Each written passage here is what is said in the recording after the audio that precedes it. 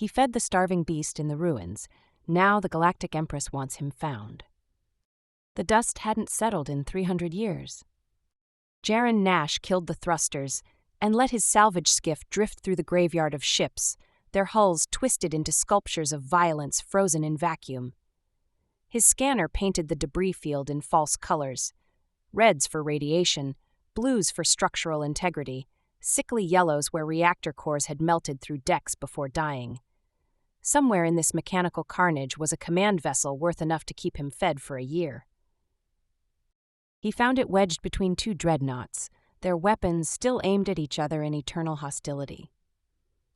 The command ship's hull bore marks he'd never seen before, deep gouges that looked biological rather than ballistic. Jaren pulled on his breather and cycled through the airlock, magnetic boots clanking against metal that predated human spaceflight by millennia. Inside, the air hung thick and stale. Emergency lights flickered in patterns that might have meant something to the crew once. He swept his light across the bridge, empty stations, dried fluid on the deck that might have been blood. Then he heard it, a sound between a growl and a whimper coming from deeper in the ship. Every instinct told him to leave. He'd been salvaging long enough to know when something felt wrong, but curiosity, or maybe stupidity, pulled him forward through the corridor. The sound grew louder, more desperate. The cargo bay doors hung half open, jammed by a collapsed bulkhead. Jaren squeezed through and stopped dead. The creature was massive, easily twice his size, with rust-red fur matted with old blood. Fox-like if foxes came in predator scale, with jaws built for tearing through hull plating. It lay pinned beneath a support beam, amber eyes tracking his every movement. Those eyes held something Jaren hadn't expected to see. Not just pain, intelligence. The creature's lips pulled back, revealing teeth designed for killing, a warning, or maybe a plea. "Easy," Jaren said, though he doubted it understood. He approached slowly, hands visible. The beast's breathing came in labored gasps, ribs showing through damaged fur. How long had it been trapped here? Days? Weeks? The creature should be dead. Would be dead, soon, without help. Jaren looked at his supply pack. 3 days of rations. Medical kit barely adequate for human injuries, let alone whatever this thing was. He thought about his bank account, about the salvage rights he could claim on the ship, about the smart play. Then he looked back at those amber eyes and made a choice that would change everything. He set down his pack and pulled out a ration bar. The creature's nostrils flared, head lifting slightly. Jaren broke off a piece and extended it slowly.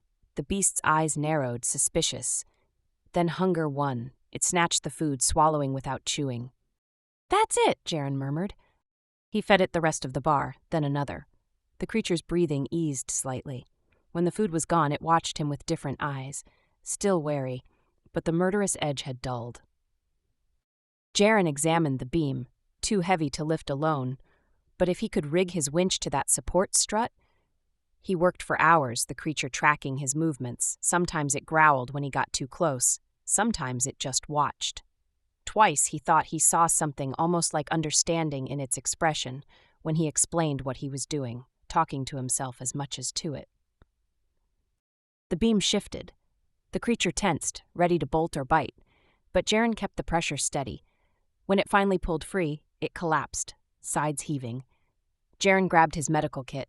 The creature's eyes followed him as he approached its injured leg. "This is going to hurt," he said. It did. The creature's snarl rattled his bones, but it didn't attack, just endured. Jaren cleaned the wounds as best he could, applied synthetic skin where the damage was worst. The beast lay still through it all, watching him with those uncanny eyes. When he finished, Jaren sat back against the bulkhead, exhausted. The creature shifted, limping closer.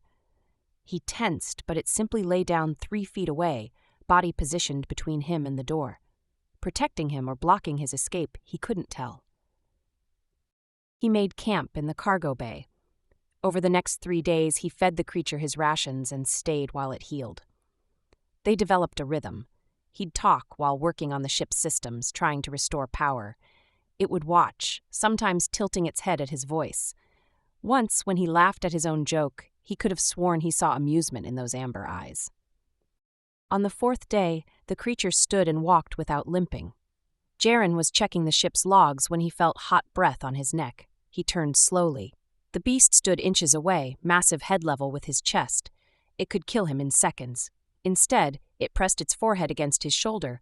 Brief, deliberate contact, then moved toward the exit.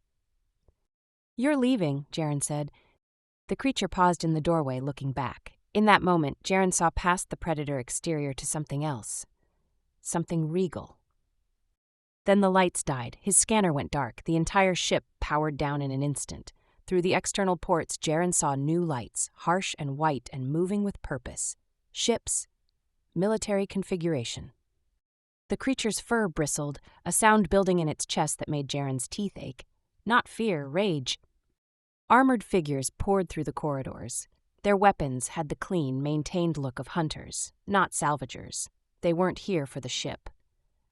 "Target located," one said in clipped Galactic Standard. "Prepare for termination." The creature moved in front of Jaren, protective stance unmistakable. He grabbed the plasma cutter from his belt, barely a weapon, but it was all he had. "Whatever you're planning," Jaren said to the soldiers, "you'll have to go through both of us." The creature's head swung toward him, amber eyes wide. Then it moved, faster than anything that size should move. It hit the first soldier like a meteor, sent two more sprawling. Jaren fired his cutter, slicing through an advancing soldier's weapon. Chaos erupted in flashes of light and violence. "Go!" Jaren shouted, putting himself between the creature and the main force. "Get out of here!" The beast hesitated. Then it ran, smashing through soldiers and bulkheads alike. Jaren covered its escape until a rifle butt caught him across the jaw and the world went sideways. Through blurring vision, he saw the creature pause at the final door. It looked back at him, opened its jaws, and spoke. One word, flowing syllables in a language that predated human civilization. The tone was unmistakable, even if the meaning wasn't. A promise, a vow, a debt acknowledged.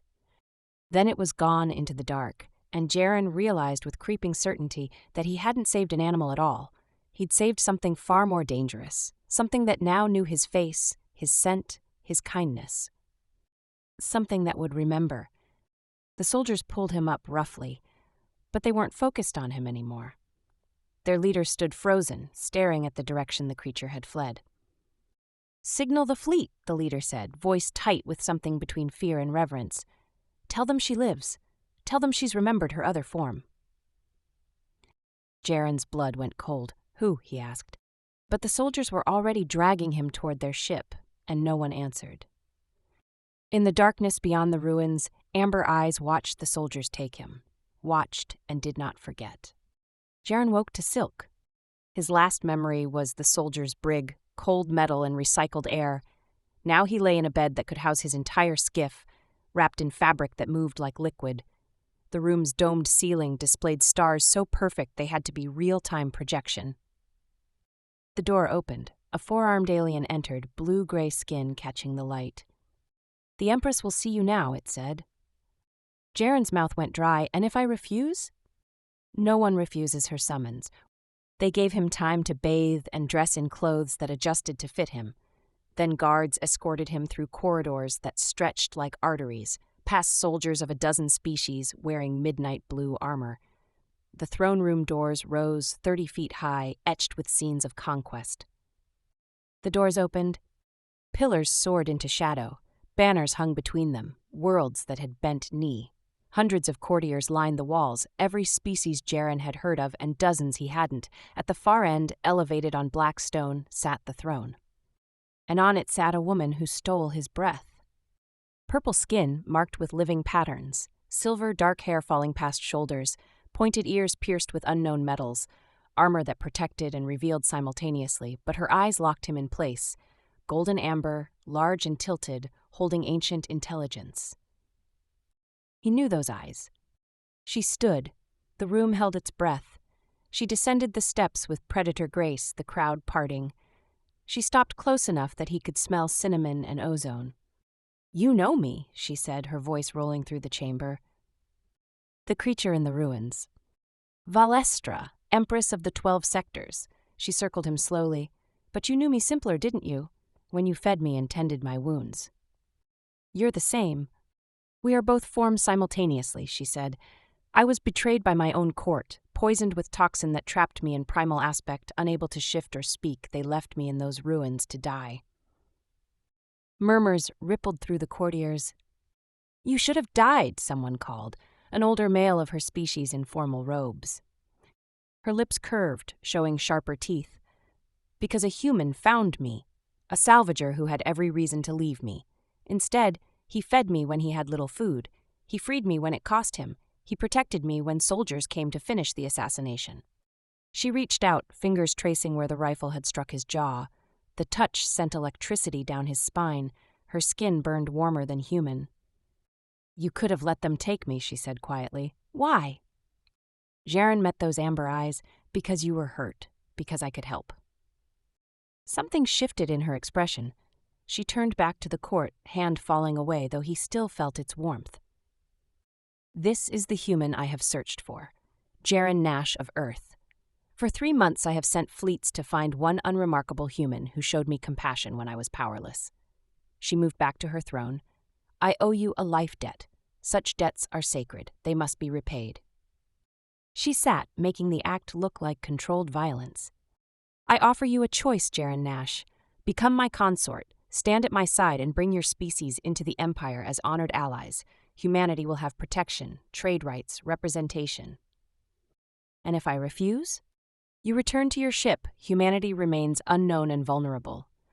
Her eyes glinted. I will not force you, but this offer comes once. I searched for you because honor demands it, because you gave me something no one else would, kindness without expectation of reward. Jaren looked at the assembled aliens, the vast room, the woman who had been beast. You're asking me to give up everything.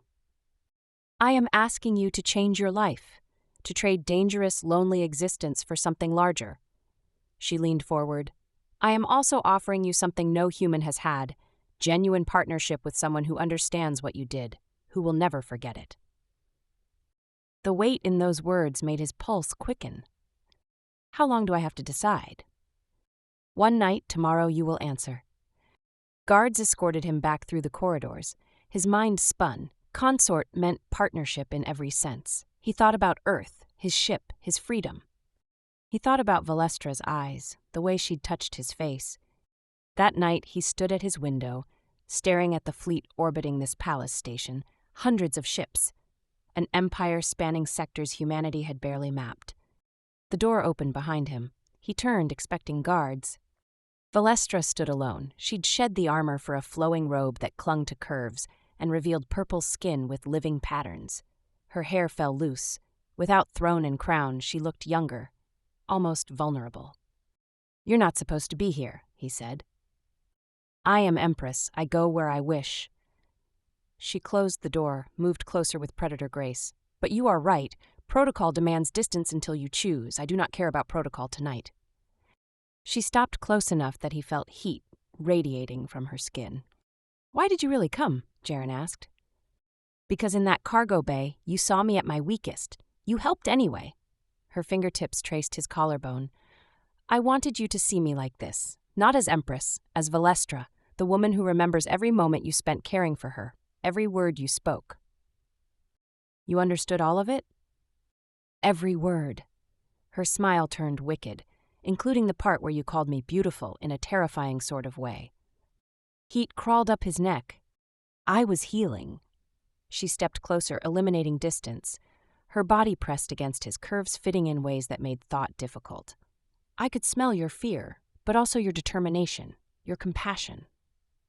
Jaren's hands settled on her hips. The fabric was thin enough to feel her heat beneath. This is meant to influence my decision. Yes. Her hand slid up his chest. I want you to know what choosing me means, not just political alliance, this. She kissed him, and it was nothing like kissing a human. Her lips were fuller, warmer, tasting like unnamed spices. When she deepened the kiss, he felt the sharpness of her teeth, the strength in her body that could break him. Her hand tangled in his hair, the other trailing down his back with nails that pressed just enough to promise danger. When she pulled back, they were both breathing hard. Her eyes had dilated, amber nearly consumed. Tomorrow you will give me your formal answer. Tonight I wanted you to understand what I am offering. She kissed him again, slower, deeper. choice, partnership, everything I am. She left him there, heart hammering, mind made up. Morning came. Guards escorted him back to the throne room, courtiers assembled. Valestra sat on her throne in full regalia, every inch the Empress. Jaren Nash of Earth, what is your decision? He climbed the dais steps, ignoring gasps, reached the throne, held out his hand. I choose you, he said, all of you. Her hand closed over his, strong and warm. The smile crossing her face was worth everything. Then kneel, and let it be known, humanity has an Empress's favor. He knelt and the galaxy shifted. The imperial court moved like a living thing, beautiful and poisonous. Jaren spent his first week learning its currents. Formal dinners where every dish could be insult or compliment. Audiences where species pledged loyalty while their eyes promised murder. Training sessions where Valestra's guards taught him weapons that hummed in his hands. She was with him for some of it, watching as he sparred, sitting beside him at functions, her thigh pressed against his. But she was Empress of 12 sectors, and duty pulled her everywhere. He felt her absence like cold wind. The courtiers noticed. The human pet looks lonely, someone said in Galactic Standard. Jaren sat in the palace gardens, bioluminescent plants swaying without wind. 3 nobles stood nearby, their robes marking them as council members. The Empress has her claws in this one. For now, but infatuation fades. The nobles turned, surprised.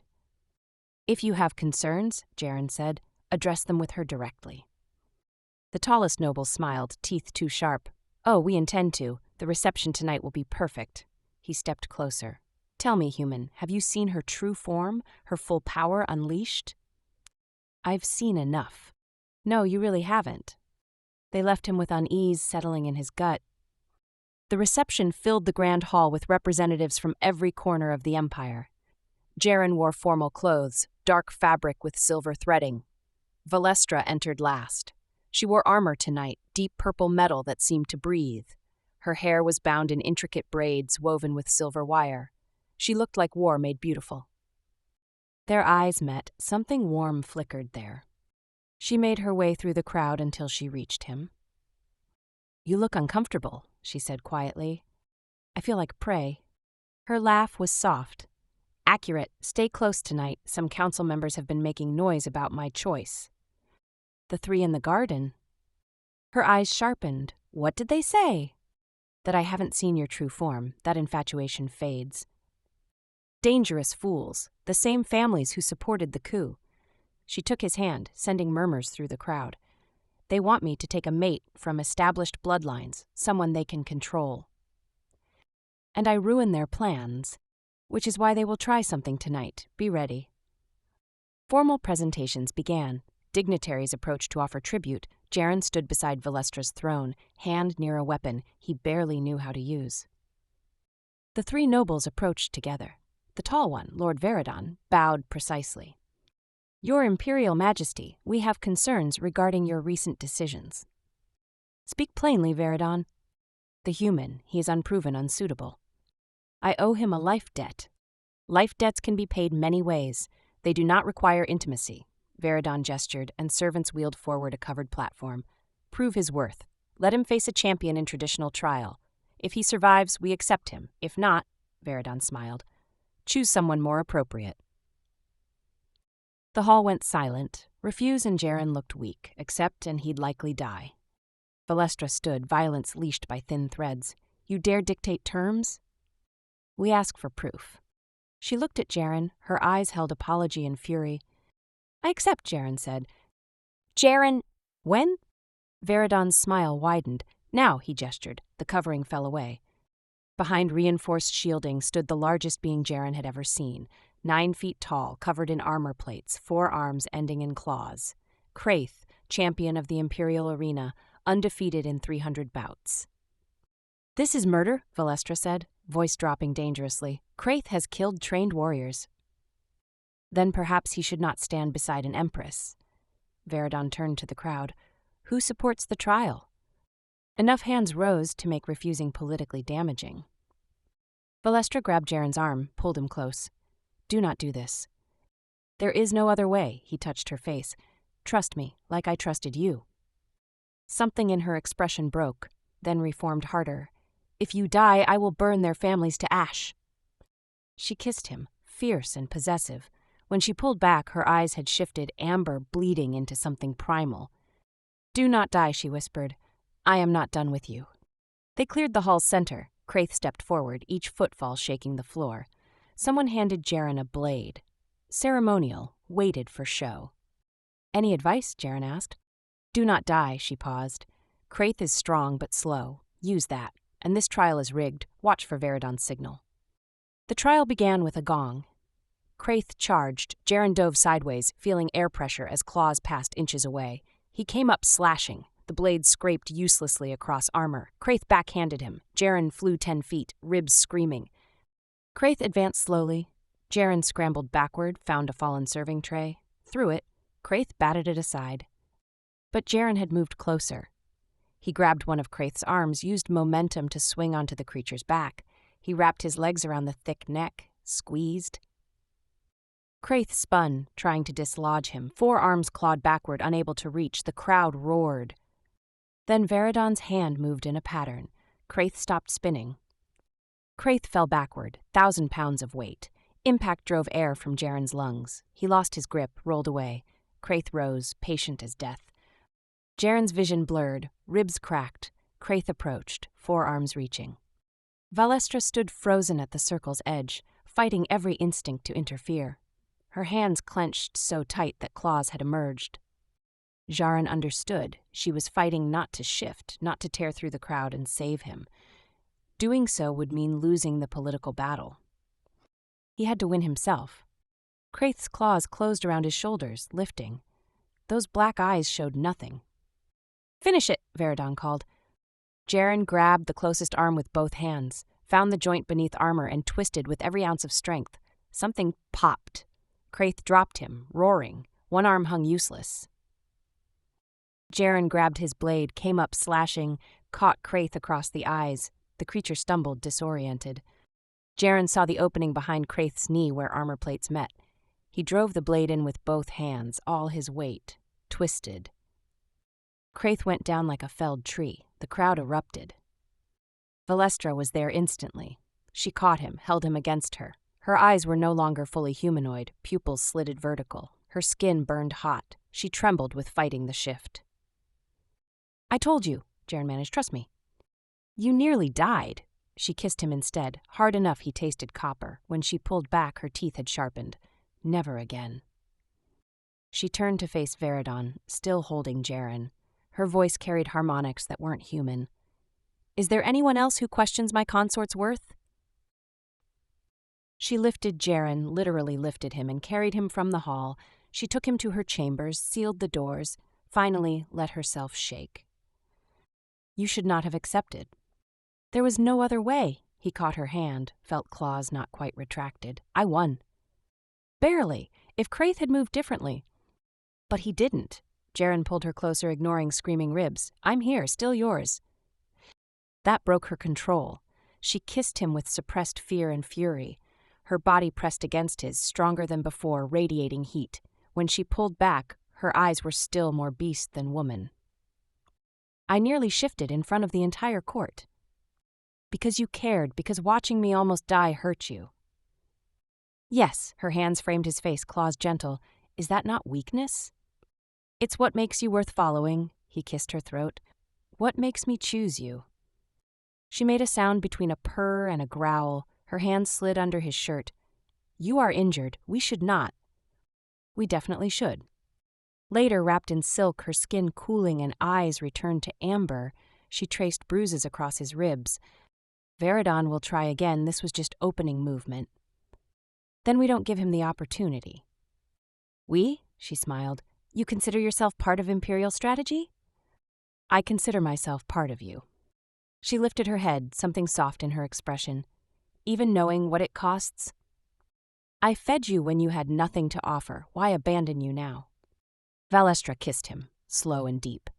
Outside, the Empire continued its dance. But here they built something that couldn't be bought. Something strong enough for what was coming. 3 weeks after the trial, Jaren stood in Valestra's war room, surrounded by holographic star maps. The Outer Rim colonies are reporting increased raider activity, Commander Varric said, gesturing at red markers blooming across the projection. 16 attacks in the last month. Organized, supplied. Veridon's family has holdings near those systems, Valestra said, purple skin luminous in the artificial light. He's destabilizing the border to prove I cannot protect the Empire. Jaren studied the pattern, the spacing between attacks, the timing. They're testing response times. Each raid happens exactly far enough from the last that your fleet can't intercept. Valestra's eyes met his, pride flickered there. Show me.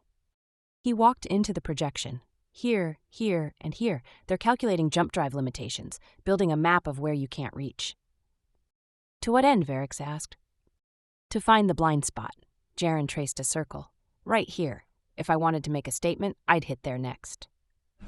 Valestra overlaid trade routes. The human convoy. Jaren's blood went cold. The first official human ships entering Imperial space. If raiders destroyed them, when do they arrive? 4 days. She dismissed the projection. Commander, mobilize the Second Fleet. Full deployment. Make it obvious. Obvious? A predictable response. Her smile showed teeth, while we prepare something less predictable. After Varric left, Valestra stared out at the stars. You think Veridon will attack regardless, Jaren said. I think he will try. Whether he succeeds depends on whether we are smarter. She turned. I need you to do something difficult. The human convoy trusts Earth's representative. They do not know me.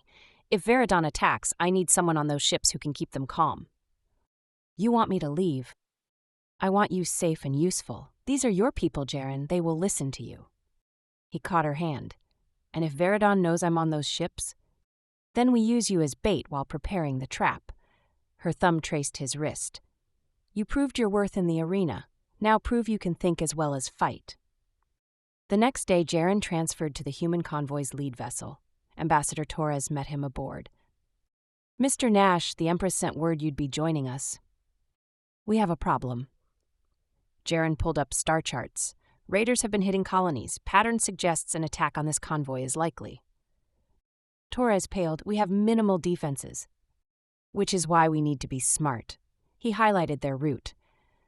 The Empress is sending the Second Fleet as obvious protection. That's the decoy. We need to look vulnerable enough to tempt an attack, but be ready. You want us to be bait. Bait that bites back. They spent 2 days preparing. Jaren taught convoy captains Imperial fleet tactics, coordinated jumps, using civilian maneuverability against military vessels. Torres proved surprisingly adept at strategy. On the 3rd day, Valestra's voice crackled over the private channel.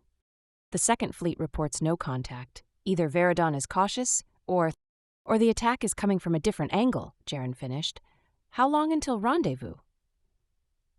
6 hours. I have ships in position, but they must remain hidden until engagement. Her pause carried weight. Do not do anything stupidly heroic. Would I do that? You fed a wounded predator in abandoned ruins. You accepted trial by combat. Point taken. I'll try to stay boring. See that you do. I am not finished with you. The channel closed. Jaren returned to the bridge where Torres monitored their approach. The crew is nervous. Some are questioning whether this alliance is worth the risk. And what do you think? Torres met his eyes. I think you convinced an alien Empress to give humanity a seat at the Galactic table. That's worth considerable risk. The alarm cut off his response. Torres's display lit red. Contacts. 12 ships, military configuration. They just dropped out of jump behind us. Vacation? Transponders read as Imperial patrol. But their formation, the officer's voice tightened, that's an attack pattern. Jaren's hands flew across communications. All ships, execute scatter protocol, now. The convoy broke formation, jumping to pre-calculated coordinates. The attacking ships fired, plasma bolts cutting through space where the convoy had been seconds before. They're pursuing, splitting forces to follow individual ships. Good, that's what we want. Jaren opened the command channel. Valestra, they took the bait, 12 ships, engaging now. Static, then her voice, layered with harmonics suggesting she was already shifting. "Hold them, we are coming." The lead attack ship closed. Torres did something unexpected. She aimed directly at the attacker and accelerated. "Torres, what are you—" "Playing chicken with someone who thinks we're helpless." She didn't blink as ships rushed toward collision. "They'll break first." The attack ship broke, pulling up hard. Torres rotated, exposing hidden weapons pods, civilian mining lasers repurposed and overcharged. They fired. The attack ship's shields flashed, died, hull breached. "One down," Torres said calmly. Across the scattered convoy, similar scenes played out. Civilian ships using unexpected maneuvers, mining equipment turned to weapons, human unpredictability against Imperial precision. But they were still outgunned. 2 convoy ships took critical hits. Then space tore apart, and Valestra's fleet emerged. Not the second fleet, her personal guard, fast attack ships built for assassination work. They hit raiders from 3 vectors simultaneously, weapons fire precise. The raider formation shattered. Some tried to flee. Valestra's ships pursued with predator efficiency. "Hail the raider command ship!" Valestra's voice cut through the channel. The view screen shifted. Lord Veridon's face appeared, composed despite chaos. "Your Majesty, this is unfortunate. These raiders were funded by your family, equipped with your weapons." Valestra's voice carried layers. She'd partially shifted. "Did you truly think I would not recognize your methods?" Veridon's composure cracked. "You cannot prove." "I do not need to prove. I am Empress. Your family is stripped of titles and holdings. Your ships are mine. Your lives are forfeit." She leaned forward, purple skin shifting to fur, eyes gone fully predator.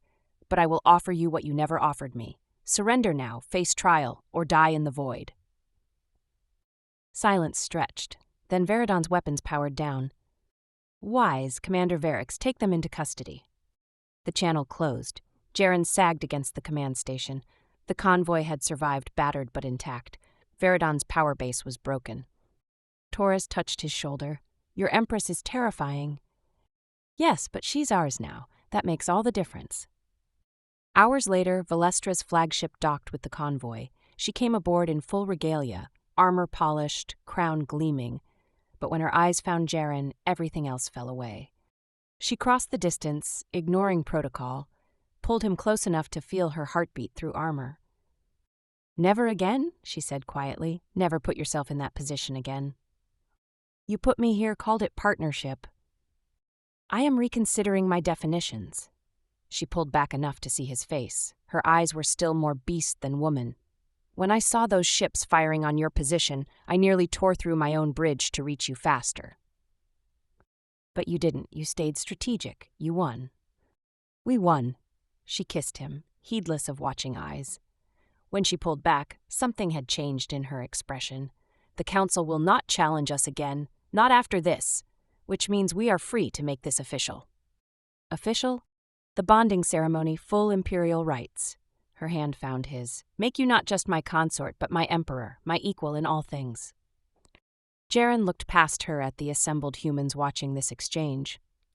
He thought about Earth, about the salvage routes he'd never see again, about the simple life he'd traded for complexity and danger and a woman who could be beast or beauty or both. "When?" he asked.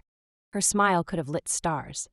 "Now, while we have our people and yours to witness, while Veridon rots in my cells and knows he failed completely." "Now works for me." She led him toward her flagship, their hands joined. Behind them, humanity's first convoy followed an alien Empress. Ahead, an empire waited to crown a human as its ruler. And somewhere in the space between, a salvager and a predator who remembered kindness built an alliance that would reshape the galaxy. The throne room had been transformed.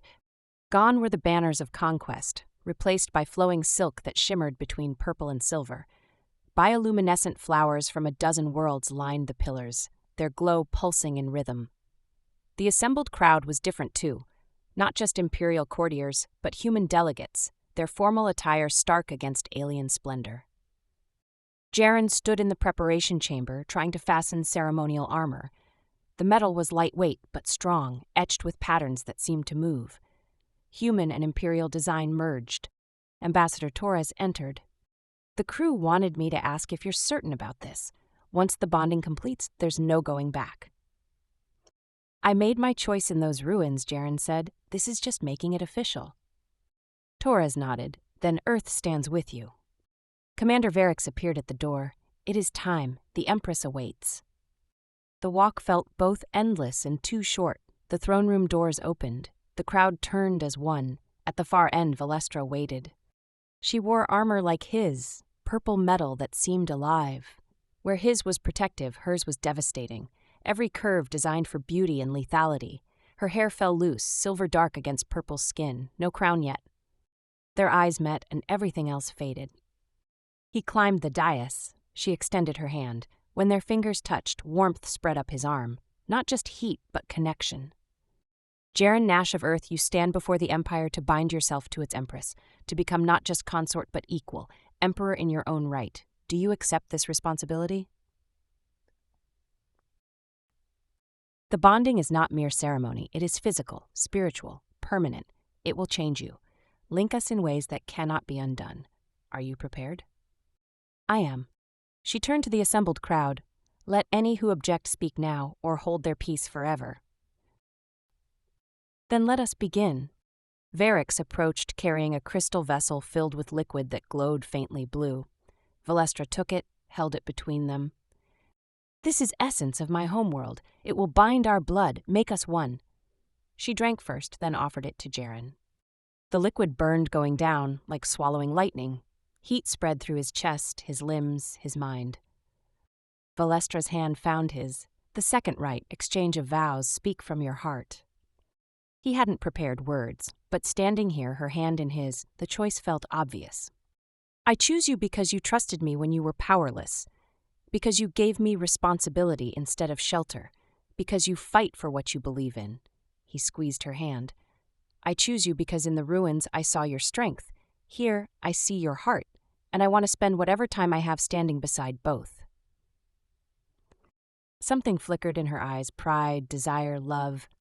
I choose you because you saw me at my weakest and showed compassion, because you protected me when you had nothing to gain, because you challenged me and refused to be anything less than yourself.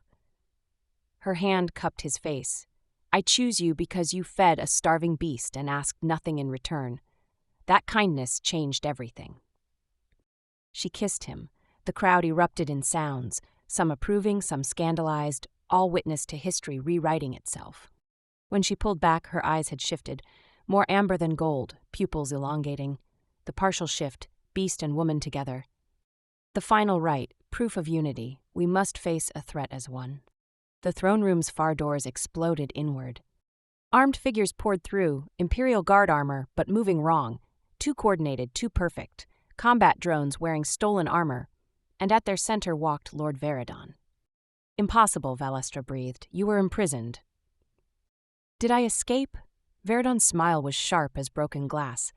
Allies, loyalists who believe the Empire deserves better than an Empress who elevates a human to our throne. The drones spread out, weapons charging.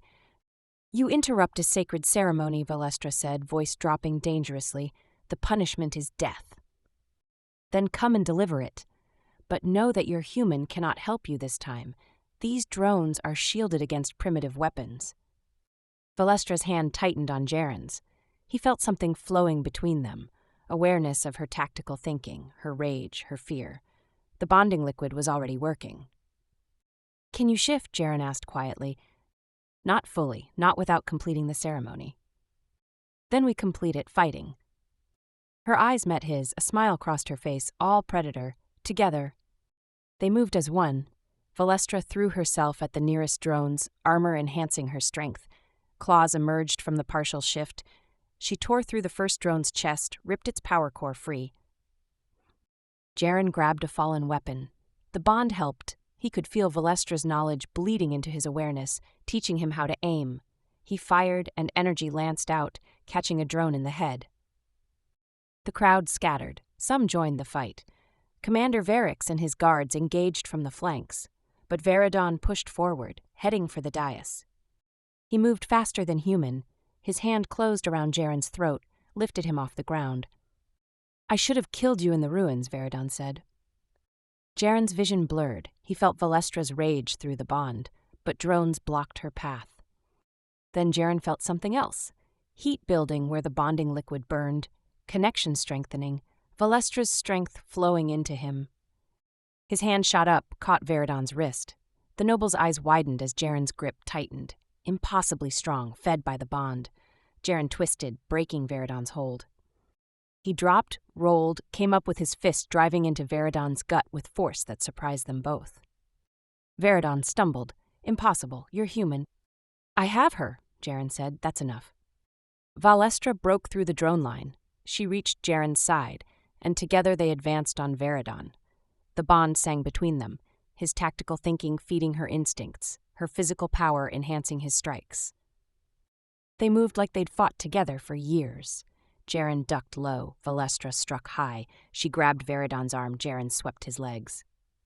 Veridon went down hard. Valestra's foot came down on his chest, claws at his throat. You interrupted my bonding. You brought violence into sacred ceremony. You threatened my chosen mate. The claws pressed harder. Give me one reason not to end you. Because killing me makes me a martyr. Jaren stepped forward, hand on Valestra's shoulder. Through the bond, he felt her desire to kill, her rage, but also her uncertainty. There's a third option. Trial by your people. Let the Empire decide his fate. Show them you're not the tyrant he claims. Valestra's eyes met his. The beast receded slightly.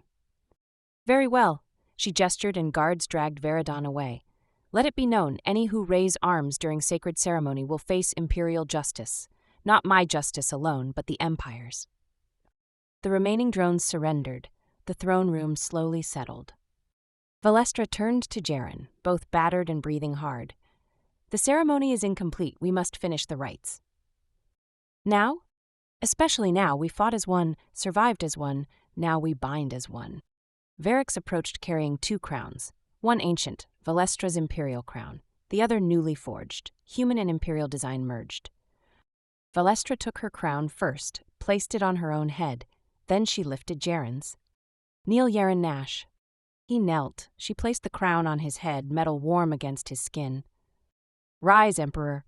Rise and stand beside me as equal. Let the galaxy know that humanity has voice, has power, has place among the stars. He rose. The crowd erupted in sound, some cheering, some shocked, all witnessing the moment everything changed. Valestra pulled him close, kissed him before Empire and Earth alike. We are bonded now, forever linked. How does it feel? Through the connection, he felt her heartbeat matching his own, felt her strength becoming his adaptability becoming hers, felt love finally named, finally claimed. Like coming home, he said. She smiled against his lips. Good, because we have work to do, an empire to unite, a galaxy to reshape. Together. Always together. Outside, human ships joined Imperial fleet in orbit. On a dozen worlds, news spread. Humanity had an emperor. And in the throne room of the 12 sectors, a salvager who once fed a dying beast stood crowned beside the Empress who remembered his kindness. The galaxy would never be the same.